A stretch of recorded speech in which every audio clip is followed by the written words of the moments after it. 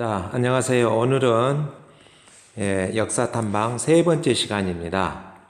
첫 번째 시간에는 우리가 역사란 무엇인가, 역사의 어떤 의미와 목적에 대해서 우리가 포괄적으로 공부를 했고요. 그 다음에 지난 두 번째 시간에는 우리 광주의 도로명과 관계된 인물들이 많이 있었죠. 거기에 대해서 포괄적으로 우리가 또 공부를 해봤습니다. 이제 오늘 3강부터는 그 안내 속에 있던 대로 이제 한 분씩을, 우리 도로명과 관계된 인물 한 명씩을 우리가 탐방하면서 역사적 사건들도 함께 거들어보면서 우리 광주 지역에 있는 도로명들의 의미를 되새기면서 우리가 알아보는 시간 갖도록 하겠습니다. 자, 오늘은 화면 보다시피 첫 번째 시간으로 보겠습니다. 자, 광주 문화 역사 이야기. 자, 우리 광주의 문화와 역사를 알아보는 코너입니다. 이러한 모든 도표는 제가 다 만든 건데요. 자, 도로명 소개 1. 첫 번째로 오늘. 자, 필문대로를 아시나요? 여러분들 필문대로를 아시나요? 아마 선생님이 생각하는데 거의 없을 걸로 생각이 됩니다. 한두 명 있으면은 놀라운 일일 거고요. 왜 그럴까요? 이런 거를 들어보지도 못했고 배워보지도 못했고 그냥 어떤 이런 것이 도로 간판에 있으니까 그냥 무의미하게 지금까지 지내왔을 것입니다. 이제 우리 광주 여러분들, 우리 살레시안들, 저와 함께 이 역사를 배우는 우리 광주 학생들은 이제 전국 어디를 가나 특별히 또 우리 광주에 있는 도로명에는 이러한 영혼이 있고 이런 역사적 의미가 있구나 알게 될 것입니다. 자, 김영만과 함께하는 도로명 이야기. 김영만이 누굽니까? 바로 제 이름이 김영만입니다. 자, 저와 함께 여러분들이 이제 광주 문화 역사 이야기로 순서로 들어갑니다. 자, 한 시간에 이 한 도로명이기 때문에 서서히 차분히 해보도록 하겠습니다. 자, 필문대로 도로 구간이 광주에서 어디냐 그러면 서방사거리 에서부터 교대 조선대를 거쳐서 저기 동구 남광주역 있는데 사거리까지 가는 도로가 바로 필문대로입니다. 그래서 혹시 여러분들이 직접 차 운전을 하거나 그러지 않기 때문에 도로명을 잘 모르겠죠. 이제 부모님들과 함께 승용차를 타고 가든 혹시 신호부 타고 가든 이제 저기 도로 이정표에 보면은 무슨 노가 나와 있을 때 그런 것들을 참고해 보시면 되겠습니다. 그래서 도로 구간은 서방사거리부터 남광주역까지 약 3.8km 구간이 필문대로인데, 이 필문대로는 여기에서 필문 이선제가 나고 자라고 이것은 관계는 없고요. 이 도로를 필문대로라 정하면서 이 갔을 때 우리 필문 이선제를 생각해 보자라는 의미에서 광주에 이렇게 도로명을 정한 겁니다. 자, 인물 바로 이선제입니다. 1389년부터 1453년까지 조선 전기시대 사람이죠. 특히 이 시대 때는 우리 주로 활동했던 시기가 세종대왕. 자, 조선의 4대 왕인 가장 성군이라 할 거는 세종대왕 때 주로 활약을 했던 분입니다. 그래서 조선 전기의 문신. 자, 문신과 무신 있죠? 문신은 원래는 학자들 이런 쪽을 말하고, 무신은 뭐죠? 군인 쪽을 말하는 거죠. 바로 호가 필문입니다. 그래서 필문대로라고 말한다. 자, 그냥 광주 도로명에 무슨 노 있고 무슨 대로가 있는데요. 대로는 뭐지나 여기 왕복 3자리 이상이 있을 때를 우리가 대로라고 이렇게 붙여진 겁니다. 그냥 대부분 무슨 노는데 필문대로, 임방울 대로, 대로가 몇 개 있습니다. 그건 차선이 넓은 데를 말합니다. 자, 여기 한번 첫 번째 사진 한번 봐보세요. 여기 여러분들 잘 보이려나 모르겠지만 동그라미 친 데 보면은 서방사거리 필문대로 하고 이렇게 써져 있죠. 여기가 바로 서방사거리 쪽입니다. 그 다음 가운데 사진은 바로 광주 교육대학교 교문 앞이죠. 학생들이 인증샷을 찍은 겁니다. 중간 지점. 그 다음에 이 사진은 바로 이 부분 어디냐면은, 자, 끝 지점인 저기 남광주역 사거리, 필문대로의 끝 지점입니다. 여기. 자, 도로의 특징을 보면 서암대로가 끝나는 서방 사거리부터, 왜 또 여기 서암대로가 나오냐면은, 서암대로는 저기 동운동 고가 있는 데서부터 해가지고 전남대학교 앞을 지나서 쭉 해서 서방 사거리까지 이어지는 것은 서암대로입니다. 일명 우리가 광주 말하는 이순환도로라는 거죠. 예. 서방 사거리에서, 그러니까 저기 동구 쪽, 저기 조선대학교 쪽으로 가는 도로는 똑같은 도로인데 필문대로, 반대로 전남대학교 쪽에서 신안교 쪽으로 가는 도로는 서암대로라고 이렇게 명칭을 합니다. 네.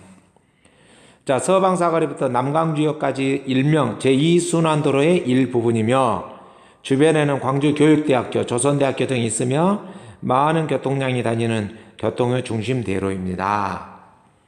자, 우리가 지금 하고자 하는 것은 이 도로가 주 목적은 아니고요. 자, 이 도로명과 관련된 누구, 인물, 역사적 인물, 그 인물을 탐방하는 것이 주 목적입니다.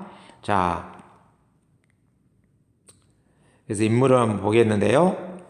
자, 관련 인물 속에 바로 이 인물이 누구냐? 필문 이선재라겠죠?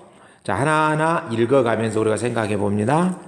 자, 1988년 지정된 필문대로는, 이게 광주시에서 1988년은 우리 역사에 있어서 서울 올림픽이 있었던 해네요. 여러분들은 훨씬 태어나기 전이죠. 자, 88년에 지정된 필문대로는 호인 필문을 따서 필문 이선재를 기리기 위해 지정한 도로로, 필문 이선재는 언제 태어났냐 하면은 여기 나왔죠?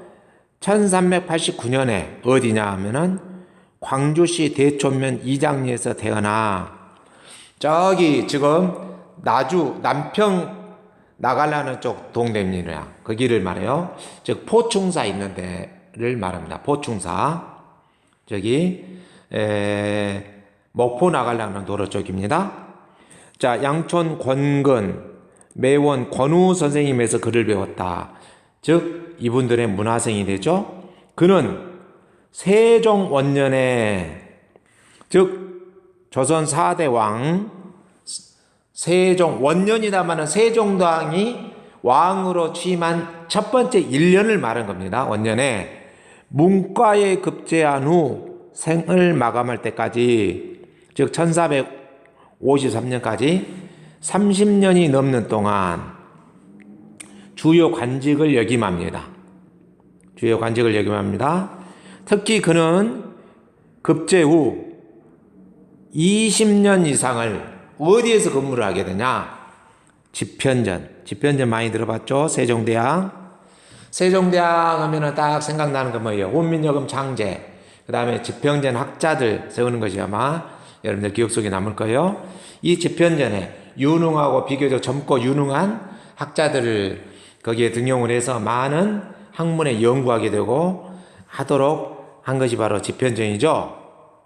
이게 훗날에 보면 정조대왕 때도 가면 규장각이라고 그런 것이, 아니 규장각은 아니고요.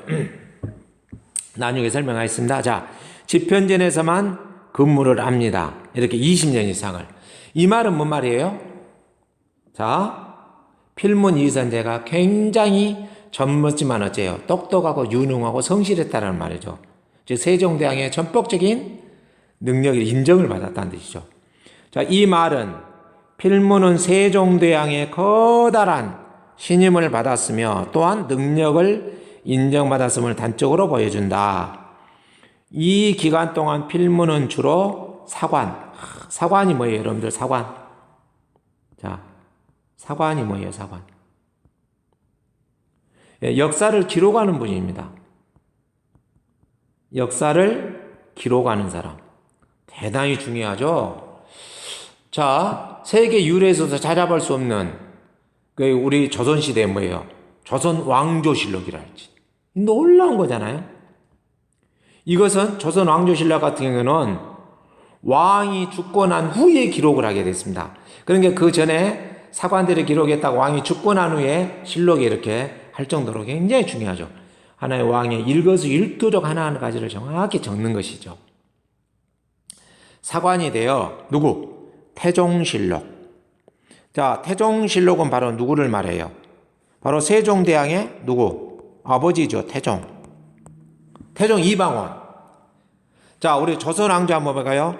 태정, 태세, 문단제 했을 때, 자, 태조, 이성계가 있잖아요. 이성계. 그 다음에 누구예요? 태정, 태세, 정종이 있고요. 그 다음에 또 누구예요? 태종. 이분이 바로, 자, 태조 이성계 여섯 번째 아들 이방원입니다. 정종은 이성계의 둘째 아들이었죠. 둘째 아들이었고요.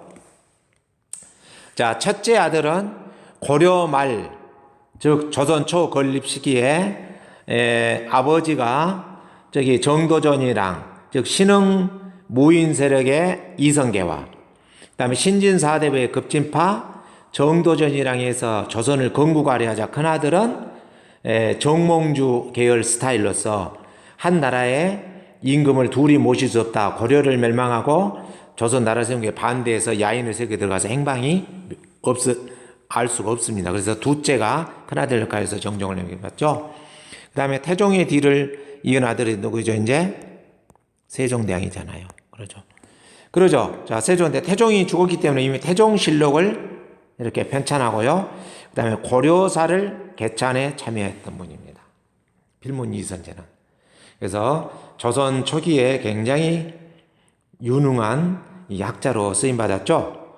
이러한 공로를 인정한 문종은 누구예요, 이제? 자, 조선의 1대왕, 2대왕, 3대왕, 4대왕인 세종대왕의 아들, 누구죠? 문종. 즉, 조선 5대왕이 되겠죠. 자, 문종은 안장을 갖춘 말 한 피를 하사하기도 하였다. 자, 여러분들 보세요. 원래는 대통령인데요. 자, 조선시대 왕이 어떻게 보면 신하에게 안장을 갖췄다 그러면 모든 품격을 갖춘, 그냥 말 하나만 준 게 아니라 이러한 갖춘 말 한 피를, 말 한 마리를 이렇게 하사했다는 것은 얼마나 그 신하를 아끼고 인정했냐나 공로를 인정해 준 거죠. 이와 같이. 그래서 필문의 후손들은 계속해서 보면은 이 필문의 역량을 닮아서 그 후손들이 대단한 분을 알 수 있습니다. 자, 무려 필문에서는 5대손을 이루면서, 5대손이란 말이냐 뭐예요? 아들, 손자, 증손자 짝짝짝 이렇게 내려가는 거예요. 5대손을 걸쳐서 무려 몇 명? 7명이 과거에 급제합니다. 자, 여러분들, 조선시대 이 과거 급제가 물론 특별시도 있고 좀 예외적인 것도 조금은 있습니다만은 정식적으로는 자, 3년에 한 번씩인가 뽑는데 한 뽑을 때 33명인가를 뽑았어요, 대략. 그 오늘날로만 다시 말하면은 1년에 몇 명? 11명 뽑아요, 11명. 11명 뽑는데 전국에서 11명을 뽑는데 거기에 필문 이선제의 후손들이 매년 1년에 1명 내지 7명이니까 2해는 2명꼴이 됐죠? 이렇게 합격했다는 거예요. 자, 실감이 안 가면은 다시 한번 보겠습니다, 여러분들. 자, 여러분들, 금년에 아마 중1, 1학년 학생들이 전국적으로 약 50만 명대 될 겁니다. 50만 명 좀 넘으려나? 50만 명 잡고, 50만 명 가운데, 여러분들이 급제를 시험 본다 그러면은, 과급제는 거기서 11명만 뽑는다, 이 말이에요. 여러분들, 광주에서 1등 했을지라도, 과거 급제한다는 게 어렵잖아요. 왜? 지금 전국에 17개 광역시도니까 그 광역시도에서 1등짜리만 하더라도 17명입니다. 근데 더욱 어려운 것은 지금은 남한만 기지만은 조선시대 때는 뭐예요? 8도였잖아요. 지금으로 말하면 북한까지 다 기어. 그래서 지금 인구로 말하면은 훨씬 더 많은 거죠. 그래서 북한에 혹시 중1이 남한의 절반만 잡고 25만만 기다려서 75만 명 중에 11등. 쉬운 일이 아니죠. 예. 이렇게 훌륭한 가문입니다. 명문 가문을 이루어 가는데 이런 가문이었어요. 바로 이런 가문이 바로 광주, 저기 남구 대천동에 포충사 가는 쪽에 있었습니다. 그런데 정말 우리 조선시대 그 후에 이제 선조 임금대, 선조면은 유명한 것이 어째요? 막 임진왜란 때 아주 그냥 나라를 내팽개치고 도망을 가버리고 막 평양으로 의주로 해갖고 막 저기 중국으로까지 도망가 버리려고 했잖아, 임진왜란 때. 이렇게 무분별한 왕입니다. 선조는 상당히 무능했습니다. 또 선조는 우리 지역에서 또 빼놓을 수 없는 것처럼, 자, 김덕령 장군의 그 훌륭한 장군을 또 어째요? 옹졸해가지고 김덕령 장군을 죽인 사람입니다. 또 이순신 장군도 그렇게 임진왜란 타락했죠. 이순신 장군도 선조가 모함해갖고 죽이려고 했잖아요. 이렇게 정말로 조선 왕 중에서 조금씩 개인마다 다를 수 있지만 제가 가장 태어나서는 안 될 왕 그러면 두 명 뽑으라면 선조하고 나중에 인조를 뽑습니다. 저기 뭐죠? 정묘란 병장을 했는데 또 도망가고 막 남한산에 갇혀서 인조. 이 두 명은 굉장히 무능했습니다. 도망가기 일쑤였고요. 예. 자, 5대 손인 누구냐? 이발이라는 사람과 이길 형제가, 자, 선조 때는 또 어떤 일이 있었냐면요. 자, 우리 조선의 역사, 여러분들 아마 내년 2학년 때 시간 때 여러분들 또 3학년 때 역사를 배우겠는데, 역사를 배우면 이제 알겠지만은 조선에 보면은요, 자, 초기에, 자, 급진사대부가 즉 정도전 계열이죠. 정권을 잡으면서 쭉 나가다가, 자, 여러분들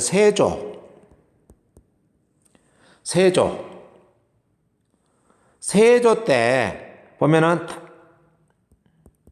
조카인 단종은 어째요? 폐식 부르고 세조가 왕이 올라불잖아요. 자, 이것에 반대면서 끝까지 했던 사람들 우리가 사육신이라고 합니다. 죽어서까지 성삼문, 박팽년, 하유지 막 이런 사람들.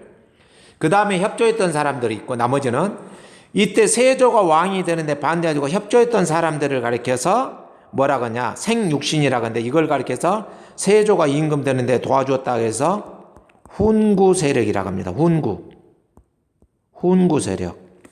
그래서 이 훈구 세력이라는 거고 다음에 이제 훈구파라고 하죠.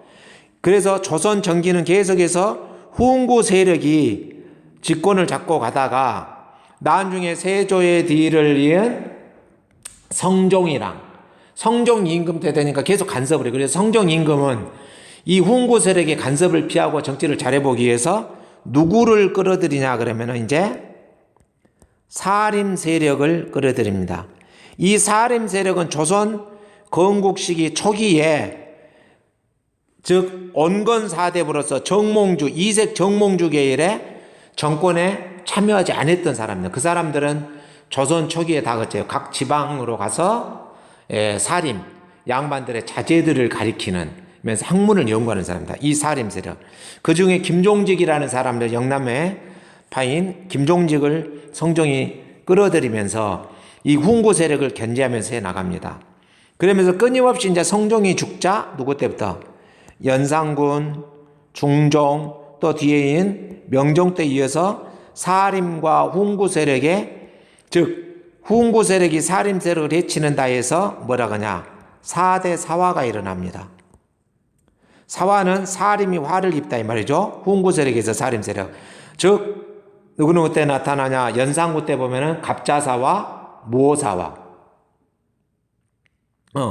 무오사화, 갑자사화가 일어나고, 그 다음에 중종 때는 뭐가 일어납니까? 기묘사화. 명종 때는 을사사화, 이거입니다. 그러나 이 사화가 일어나면서 결국 사림은 계속 피해를 받지만은 결국에는 언제냐? 선조 임금 때는 훈구 세력은 정치계에서 사라지고 사림 세력이 정권을 장악하게 됩니다. 그러면서 이 사림이 이제 나중에 또 자기들끼리 싸움이 되는 패가 갈라져요. 이제 2조 전량자를 한다고, 즉 동인과 서인으로 서로 대결을 하게 됩니다. VS라고 합시다. 자, 그러면서 이 후 세력들이 계속해서 조선 후기에만 당파 싸움을 하게 되죠.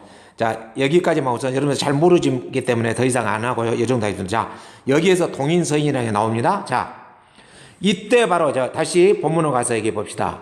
5대 손인 이발과 이길은 바로 어디였냐? 동인. 동인의 영수였어요. 동인 세력의 영수. 오늘날로 말하면 이것을 당으로 생각한다면은, 자, 더불어민주당, 그 다음에 뭐 통합미래당, 이런 것처럼, 즉, 동인의 영수다면 더불어민주당의 뭐예요? 당 대표다, 이 말이죠. 그런 식으로. 자, 이발 이길 형제가 선조 때, 이렇게 하고 있는데, 선조 때 뭐가 일어나냐? 정여립의 모반 사건이라는 것이 일어납니다. 정여립의 모반 사건이 일어나는데, 이 정여립의 모반 사건이 언제 일어나냐? 우리 임진왜란이 3년 전, 1589년이 되겠죠? 임진왜란이 1592년이니까.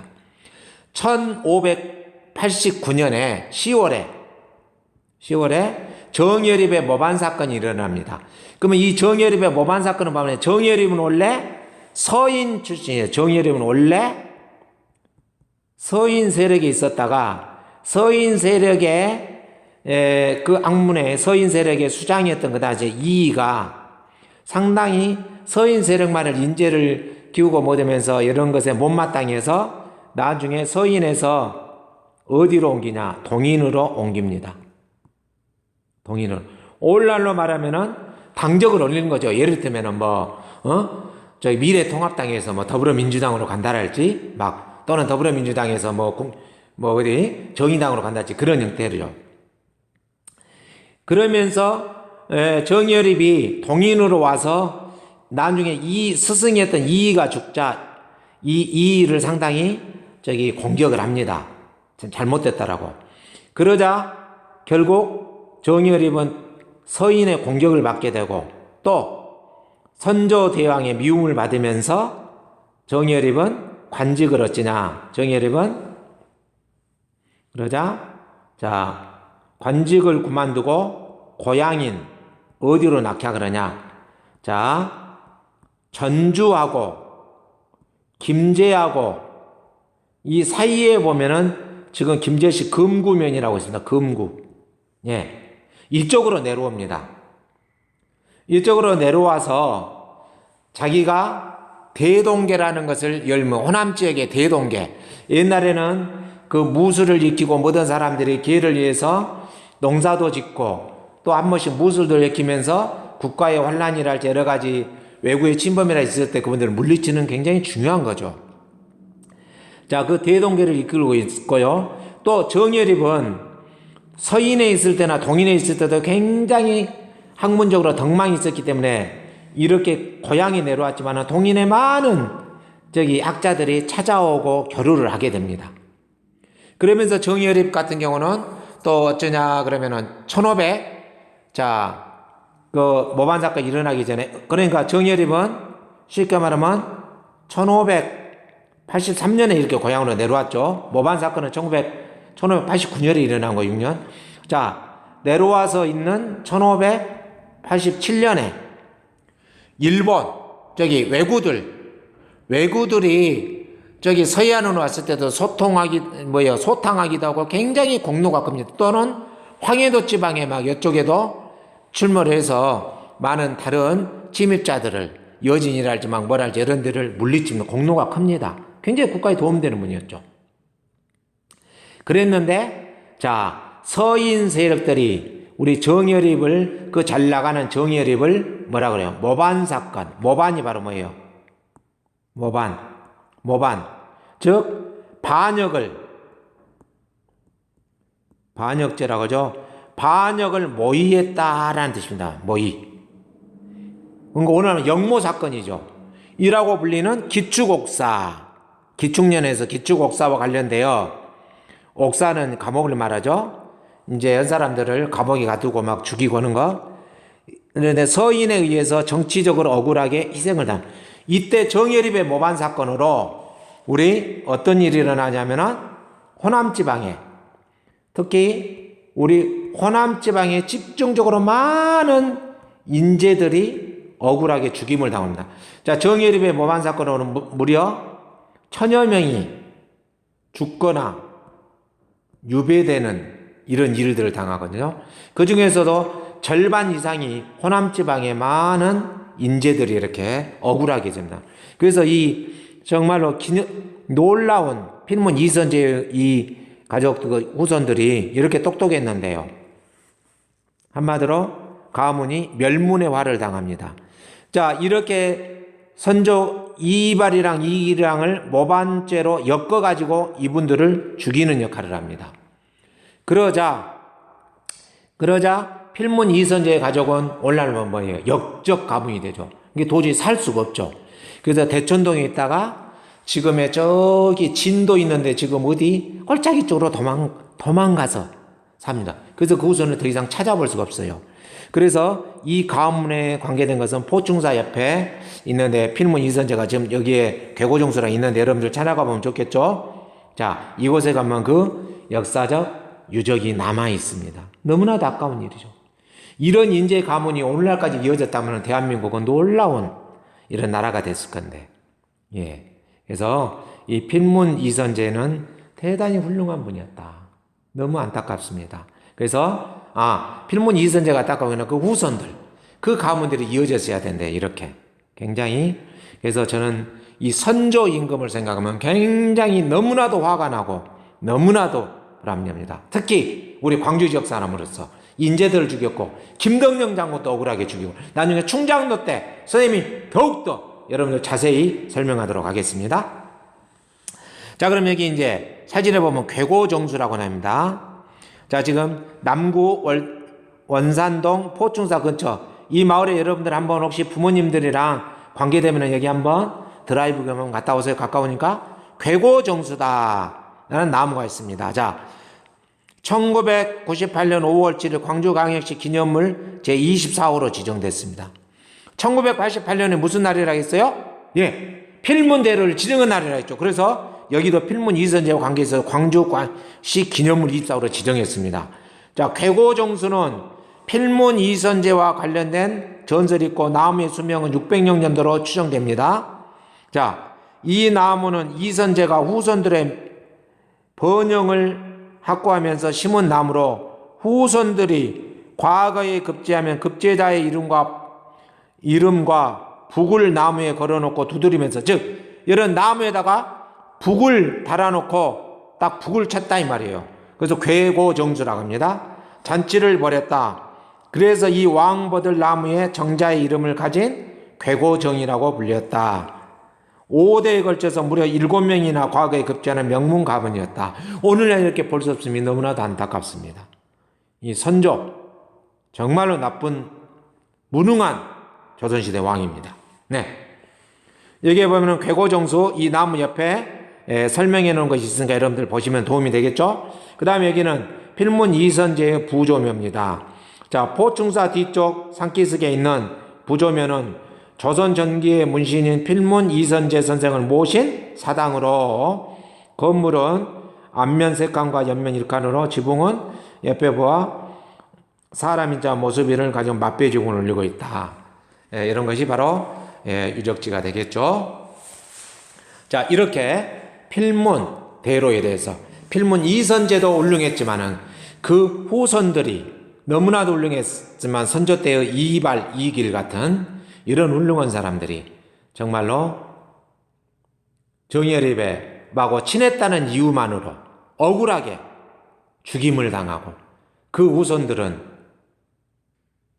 더 이상 살 수가 없어서 광주를 떠나서 아무도 모르는 진도 골짜기에 가서 지금 후손들을 찾아볼 수 있느라 너무나도 이 안타까운 일입니다.